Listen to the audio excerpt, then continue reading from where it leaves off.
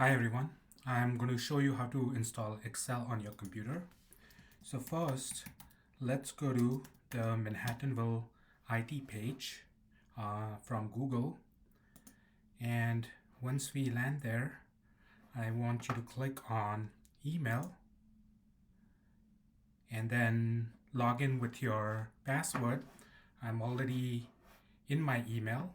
Now, once you're in your email, I want you to click on your picture icon on the top right hand side, and from there click on view account.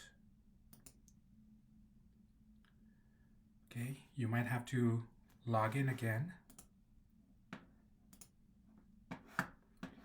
and once you are there, I want you to click on this matrix of dots here, app launcher, and then click on Microsoft 365.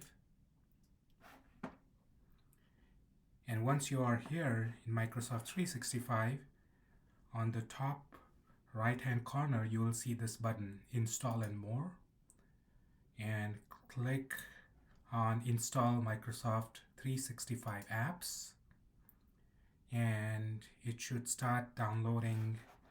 Okay, and then you click on Install Office, and when you click Install Office, it'll download a bunch of files on your computer. I already have Office, so this is grayed out for me, but if you don't have Office, okay, you will be able to click on the Install Office button, and once those files have been downloaded, go to your Downloads folder, okay, and you should find this file that has been downloaded called Microsoft 365 and Office Installer, and click on that, and it should start the installer, and then just go through the instructions that it gives you, okay, and you'll have to agree to the terms and conditions, okay, and then click on Install for all users of this computer.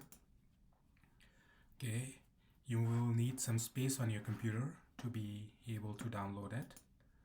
Okay, and just follow the instructions. It's already installed on my computer, so I'm not going to reinstall it again, but you should be able to do that. Okay,